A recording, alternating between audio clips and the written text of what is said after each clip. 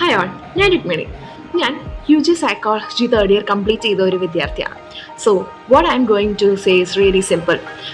ഇന്ന് ഞാനൊരു ഇൻറ്റേൺഷിപ്പ് ചെയ്യുന്നുണ്ട്. ഇന്നലെ ഞാനൊരു 15 days ആയിട്ട് ഒരു സ്ഥലത്ത് ഒരു ഇൻറ്റേൺഷിപ്പ് ചെയ്യുന്നുണ്ട്. അപ്പോൾ അവിടെ നമുക്ക് കുറേ ക്ലയൻസിൻ്റെ കേസ് ഹിസ്റ്ററീസ് കിട്ടിയായിരുന്നു പഠിക്കാനായിട്ട്.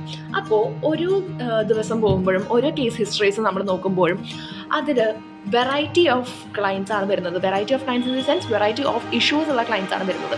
അപ്പോൾ ഞാൻ എപ്പോഴും ചിന്തിക്കുന്നത് ഒരു കാര്യം എന്താണെന്ന് വെച്ചിട്ടുണ്ടെങ്കിൽ, നമ്മൾ ഇന്ന് ഓരോ കേസ് ഹിസ്റ്ററീസും കേസ് സ്റ്റഡീസും പഠിക്കുമ്പോഴൊക്കെ ഓരോരുത്തരും ഭയങ്കര വേഴ്സൺ കണ്ടീഷനിലാണ് സൈക്കോളജിസ്റ്റിൻ്റെ അടുത്തേക്ക് അപ്രോച്ച് ചെയ്യുന്നത്.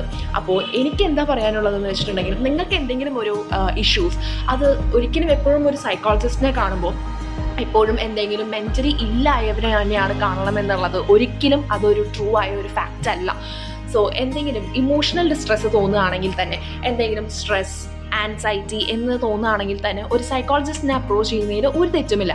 നമ്മൾ തുടക്കത്തിൽ തന്നെ അത് കണ്ടുപിടിച്ച് എത്രത്തോളം സ്പീഡായിട്ടാണ് ഒരു സൈക്കോളജിസ്റ്റിനെ അപ്രോച്ച് ചെയ്യുന്നു, അത്രത്തോളം നമുക്ക് നമ്മളുടെ മെൻ്റൽ ഹെൽത്ത് സേഫ് ആക്കി വെക്കാനും നമ്മൾ ഹാപ്പി ആയിട്ട് ജീവിക്കാനുമുള്ള ഒരു വഴിയാണ് സൈക്കോളജിസ്റ്റിനെ അപ്രോച്ച് ചെയ്യുക എന്നുള്ളത്.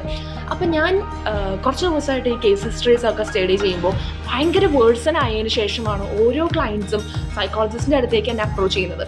അപ്പോൾ എനിക്കിന്ന് ഈ വീഡിയോയിലൂടെ പറയാനുള്ളത് എന്തെന്ന് വെച്ചാൽ, ഒരിക്കലും ഒരു സൈക്കോളജിസ്റ്റിനെ അപ്രോച്ച് ചെയ്യേണ്ടത് വേഴ്സൺ ആയിട്ടുള്ള ഒരു കണ്ടീഷനിലോ അതോ ഒരു സൈക്കോളജിസ്റ്റിനെ അപ്രോച്ച് ചെയ്യുന്നത് ഭയങ്കര മെൻ്റലി ഇല്ലായിട്ടുള്ളവരോ എന്നുള്ള ഒരു ഫോൾസ് ബിലീഫ് മാറ്റി വെച്ചിട്ട് ആൻഷ്യസ് ആയിട്ടോ സ്ട്രെസ് ആയിട്ടോ എന്ന് തോന്നുകയാണെങ്കിൽ ഒരു തെറാപ്പി സെഷൻ, 2 തെറാപ്പി സെഷൻ ഇപ്പോൾ സൈക്കോളജിസ്റ്റ് പറയാണ് ഫോളോ അപ്പിന് വേണ്ടി വരിക.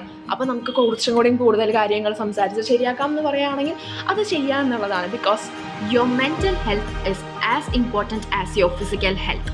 സോ മെൻ്റലി എന്തെങ്കിലും പേഴ്സിസ്റ്റൻ്റ് ആയ കോൺസ്റ്റൻ്റ് ആയ ഡിസ്ട്രെസ്, ആൻസൈറ്റി, ടെൻഷൻ ഇതൊക്കെ തോന്നുകയാണെങ്കിൽ ഉറപ്പായിട്ടും ഒരു സൈക്കോളജിസ്റ്റിനെ അപ്രോച്ച് ചെയ്യാം. See you again. ബൈ.